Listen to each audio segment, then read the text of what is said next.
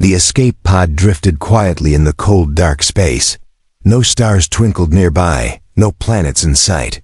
Just silence. Inside the pod, a young alien girl named Lysanara sat curled in a corner. Her silver skin was pale from cold, and her white hair stuck to her face. She hugged her knees tightly, trying to stay warm. The pod lights flickered, warning her the oxygen was low. The control screen blinked red distress signal sent. No response. She had been floating for 3 days now. With no food, no water, and almost no hope, her people had abandoned her. She was only 16 galactic cycles old, not even fully trained. Her ship had been ambushed in a political trap, and instead of helping her, her own kind had locked her in the escape pod and launched her away. She knows too much, they had said. Lysanara didn't know what secret they feared. She only remembered pain, flashing lights, shouting, and then darkness. Now she waited for death. She looked out through the tiny round window, searching for any sign of life. She tapped the emergency beacon button again, hoping anyone would hear her. "Please," she whispered, her voice hoarse and broken. "Someone. Please help." But no one answered. Her hands were shaking. Her skin was cold, her body weak. She closed her eyes, remembering her mother's lullaby. It was a song from her home world, sung to scared children during storms. She sang it softly. Now tears falling down her cheeks. "Stars above, light my way. Don't let me fade away." The words gave her no comfort, only sadness. Then suddenly a beep. A new sound echoed in the pod, loud and sharp. Lysanara's eyes opened wide, her heart beating fast. A new signal had arrived. The screen glowed with a strange symbol, different from her language. It showed a large ship nearby, and next to it, one word in old galactic translation: human. Her breath caught. Humans were myths to her kind, tales told by warriors, brutal, dangerous, born on death worlds. Her people said humans could breathe fire and tear metal with their hands. Some said they didn't feel pain or fear, only rage. But they also said humans were rare and kept to themselves. If this signal was real, if a human ship was near, she didn't know if she should scream or be thankful. The pod shook slightly. A shadow covered her small window. Something huge was above. Lysanara stared as a massive spaceship blocked the stars. Its design was strange, sharp, strong, powerful looking. The pod made a soft click, locking into place. She was being pulled in. The comms crackled, and a voice came through. It was deep, calm, and spoke her language through a translator. "Hang on, we've got you," it said. Lysanara's hands flew to her mouth. Was this real? A human had answered her call. She didn't know if she should trust it, but she had no other choice. Her body felt heavy. Her lungs struggled for air. The lights went dim, and she whispered one last time, "Please don't hurt me." Then everything went black when the pod doors finally opened, and warm air rushed in. The girl inside didn't move. She was unconscious, weak, and barely breathing. A man with dark eyes and a short beard stepped forward. He wore a human uniform with a patch that read Captain Jace. He looked at her, then at his crew, and said, "She's just a kid." They lifted her gently and carried her to the medical bay. As they walked, the ship's lights followed them, glowing softly. Jace didn't say much, but something in his eyes showed concern. This wasn't just a rescue. This was the start of something much bigger, something the galaxy wasn't ready for, because the girl they had just pulled from space carried more than just secrets. She carried change. The light above her blinked slowly.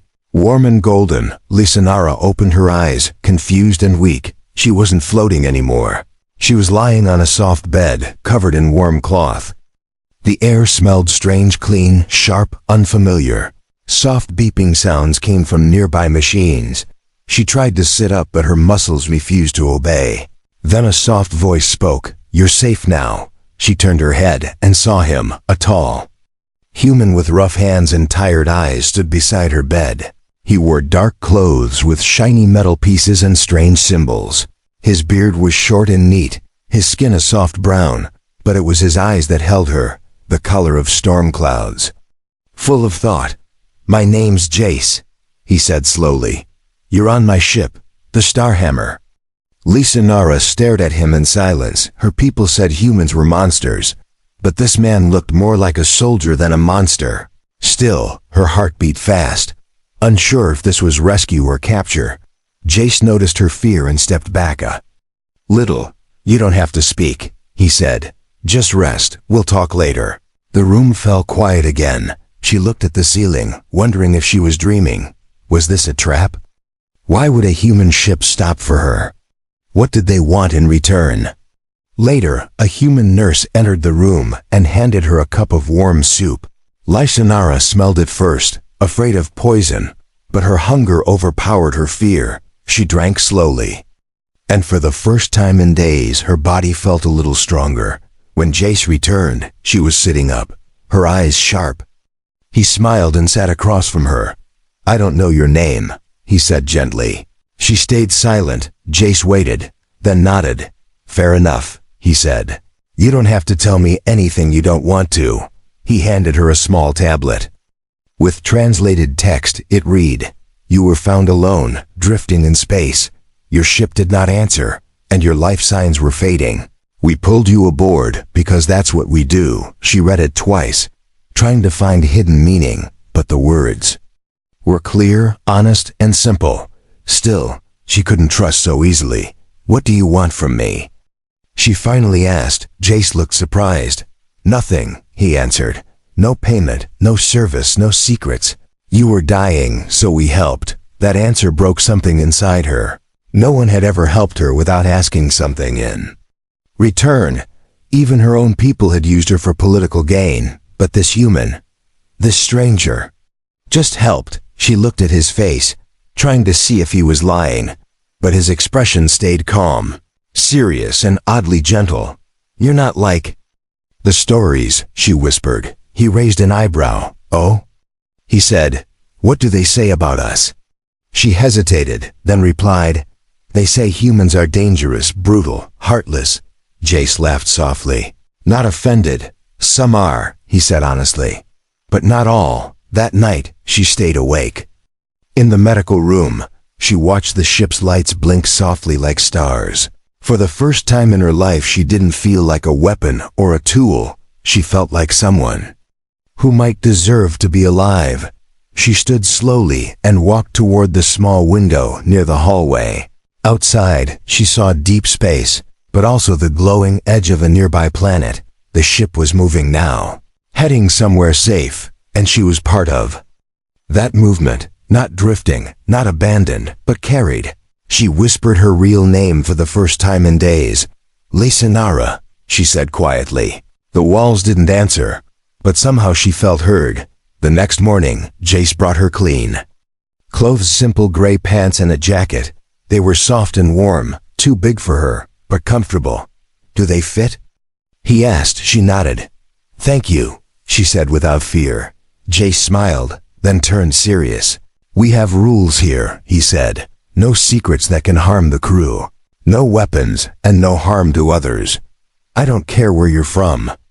Lysanara, you follow those rules, and this ship is your home too." She froze. He knew her name. He saw the surprise on her face. "I heard you whisper it last night," he said. "I didn't mean to listen, but I'm glad I did. Lysanara suits you." She looked at him with new eyes, not as a captor but maybe as something else, a protector, a guide, maybe even a friend. The cold space outside still waited. But for now, inside this ship, she wasn't alone. And that made all the difference. The ship's engine hummed like a gentle wind, steady and strong. Lysanara sat in the observation deck, staring out at the stars. She looked calm on the outside, but her mind was heavy. Something inside her chest felt like it was ticking, like a secret waiting to explode since waking up. She had not told anyone why she was in that escape pod, not about her mission, not about the betrayal, not about the thing hidden deep inside her bloodstream. She wasn't just a lost girl. She was something more, and she knew it could destroy everyone on this ship. Meanwhile, in the medbay, a quiet alarm blinked on a console.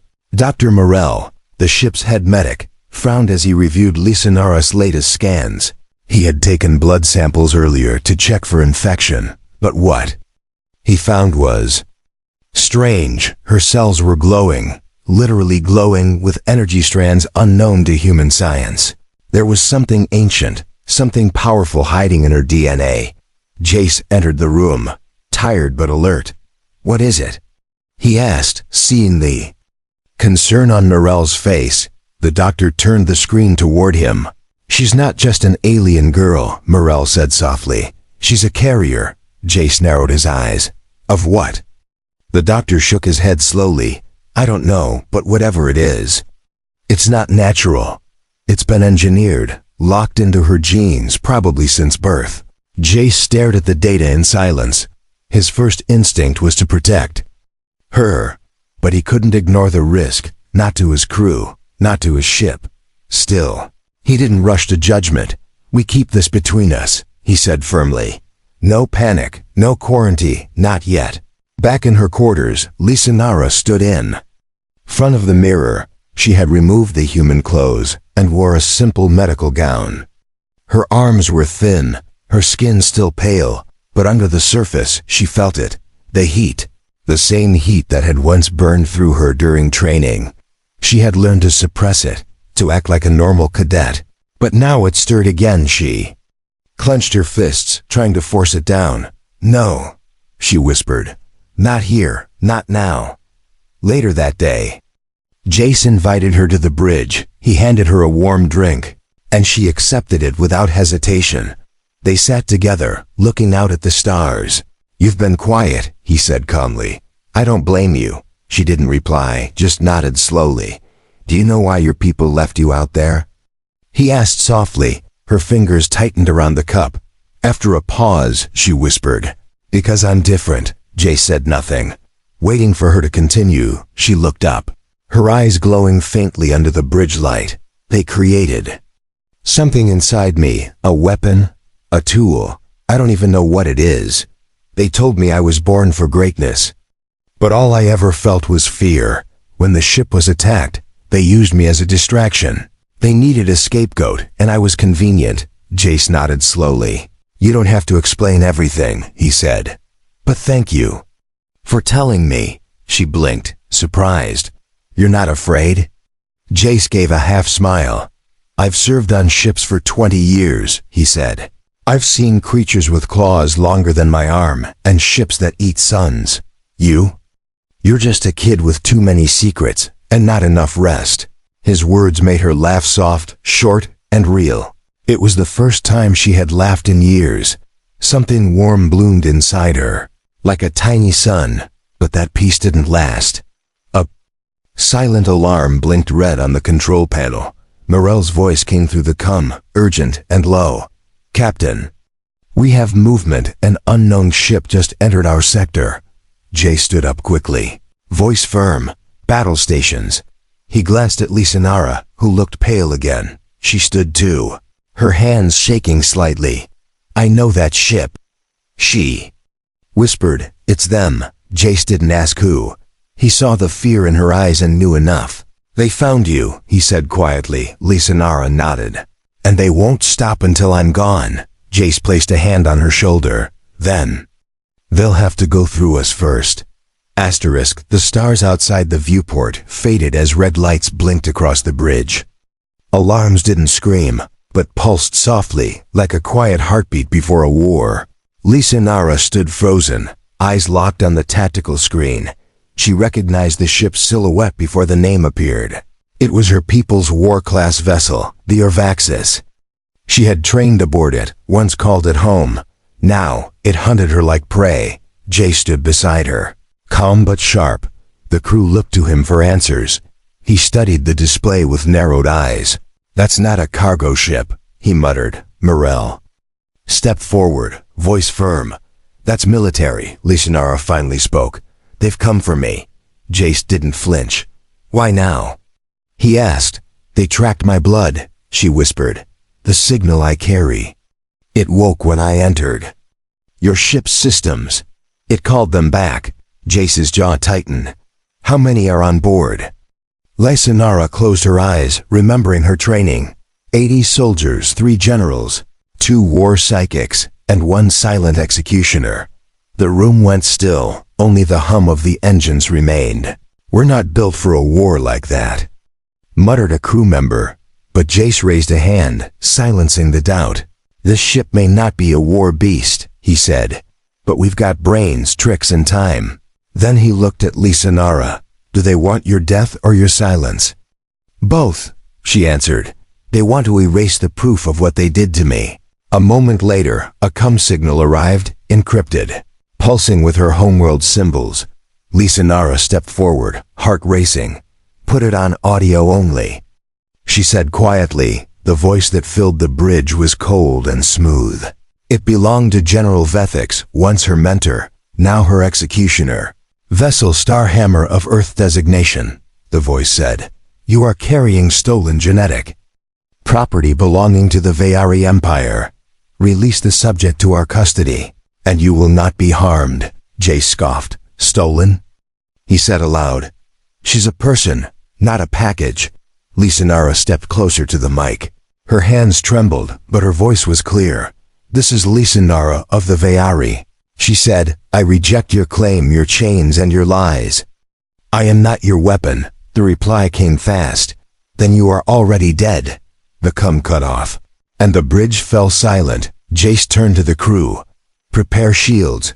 Lock escape pods. Charge the pulse cannons. We don't fire unless fired upon." Lysanara looked at him with disbelief. "You're really going to fight them?"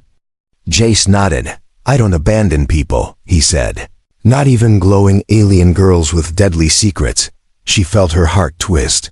Something unfamiliar rising in her chest. Was this what loyalty felt like? Was this what family meant? She moved quickly to the auxiliary console and plugged in a small cable. The ship's lights dimmed for a second. "What are you doing?" asked Mirel. "Unlocking myself," she answered. "I hid too long now. It's time to use what they gave me." Data flew across the screen as her blood-linked systems connected to the ship's core. The human ship groaned, metal adjusting. Systems lit up brighter than before. Jace watched as the Starhammer gained new energy, unnatural, alien, but alive. The girl had become the ship's second heart. Outside, the Urvaxis loomed closer, its weapons slowly charged, ready to strike. A single bright pulse shot forward.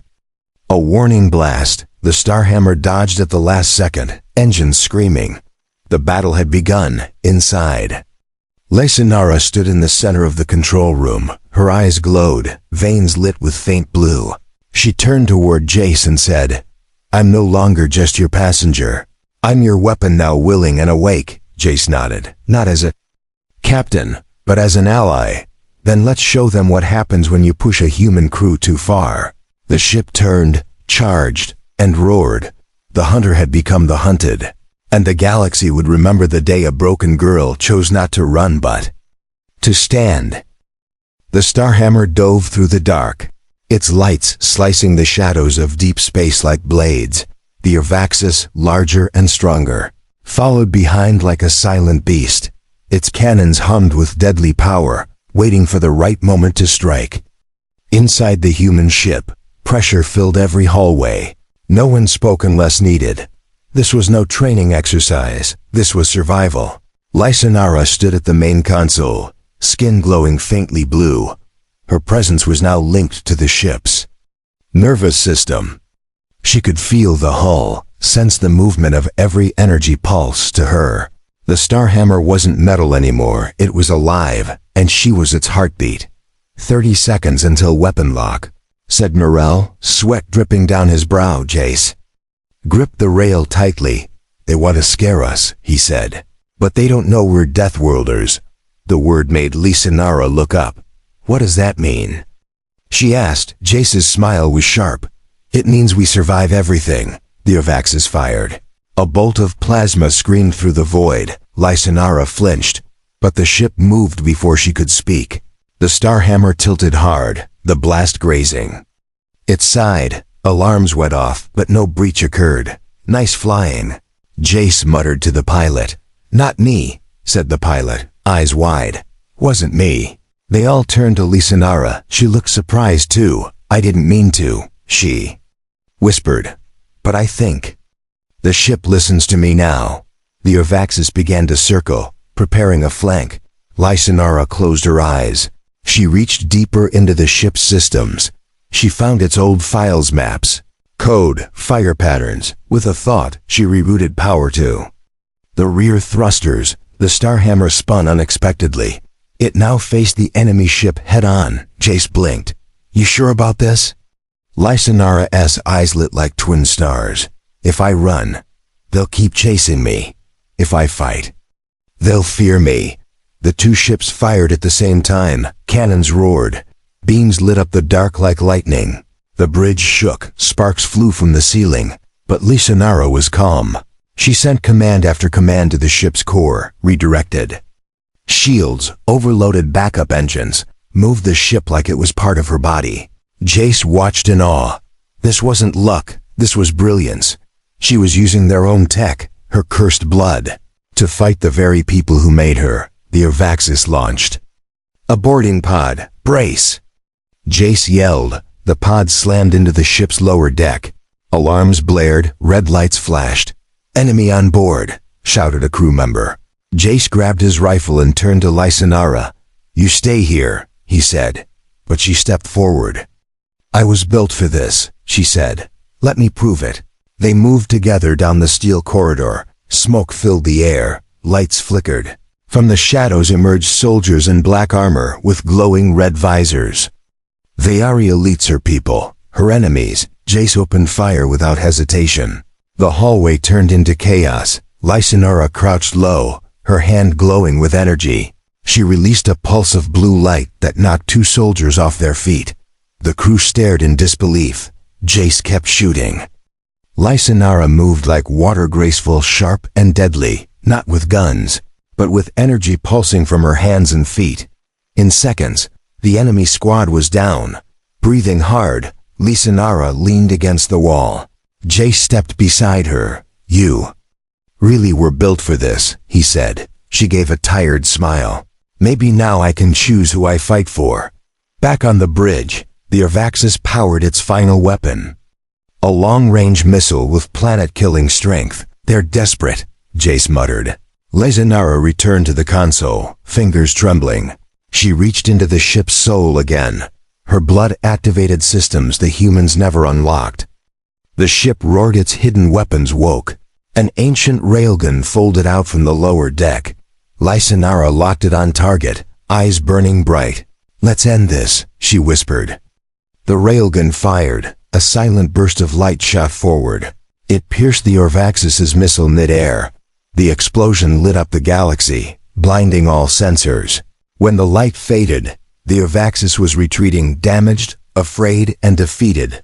The crew cheered. Jace leaned against the rail, shaking his head.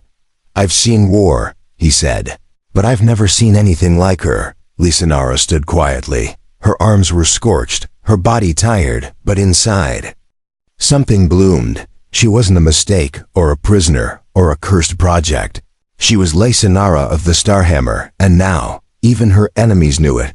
Asterisk smoke drifted through the ship like soft fog after a storm. The battle was over, but the damage remained. Sparks popped from broken panels, and support beams groaned under strain. In the medbay, the lights flickered as machines beeped steadily. Lisanara sat beside a bed, her eyes fixed on the man who had saved her.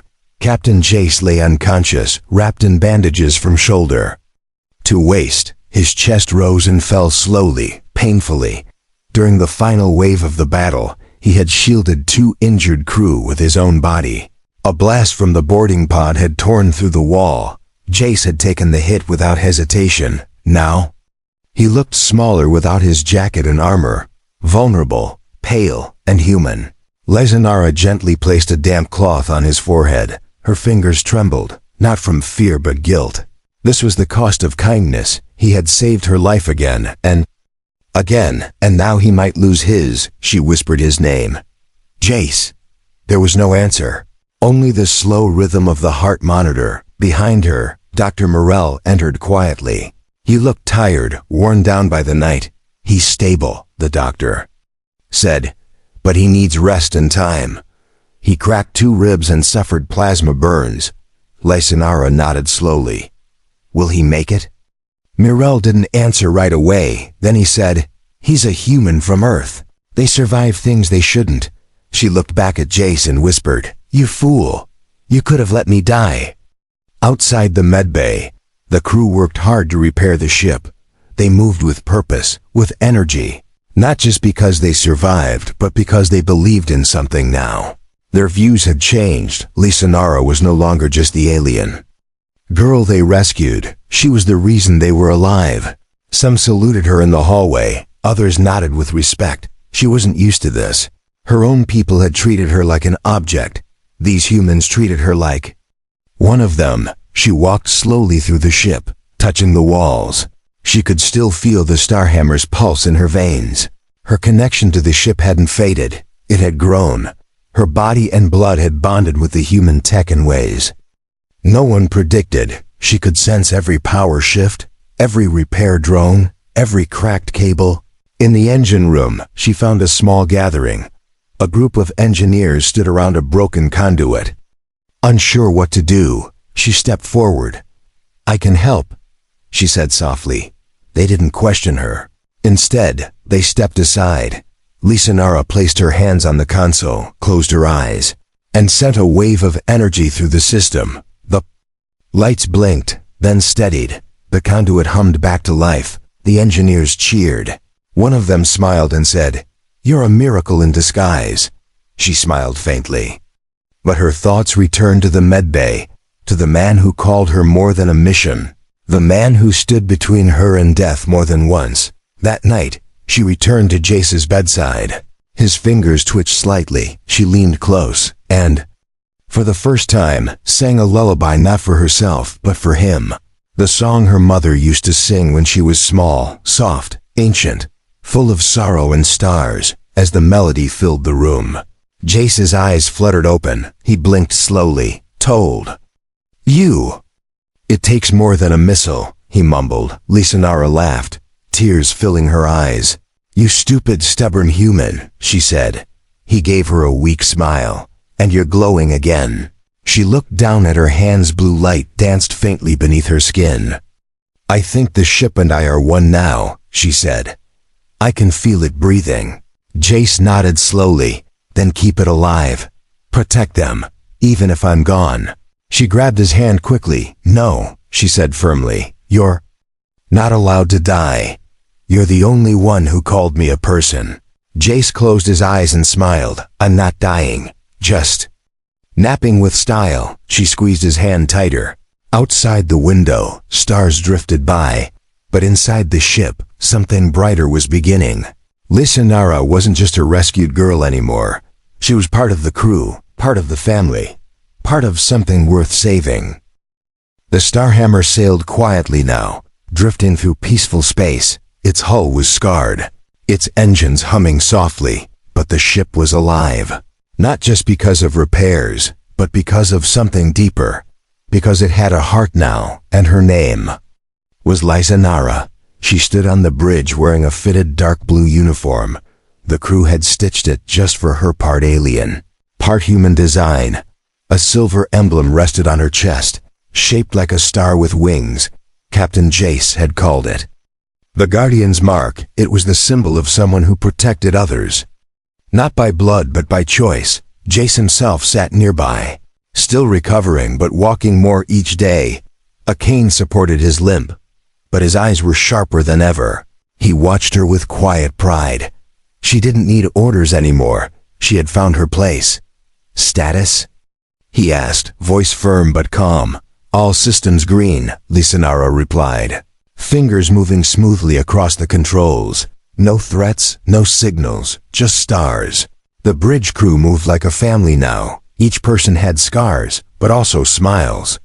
Lysanara had become more than their strange guest. She was their bridge between worlds, their fighter, their savior, their sister. But peace never lasted long in space. A signal blinked on the console, coded unfamiliar. The crew turned to her. Waiting, she leaned forward, eyes narrowing. "It's a refugee signal," she said. "Small vessel, no power, drifting near a gas giant." Jay stood slowly, hand on his cane. "Remind you of anything?" He asked with a grin. She smiled. "Yeah," she whispered. "Reminds me of a girl floating alone in a pod, hoping someone would answer." The crew set course without hesitation. The ship turned, graceful and fast. Within minutes, the tiny vessel appeared damaged, silent, spinning slowly. Lisa Nara scanned it. "One life form," she said. "Faint, scared, still alive." Jace looked at her. "Well?" he asked. She didn't wait. "Preparing docking clamp," she said. "Let's bring them home." The pod hissed as it connected to the ship.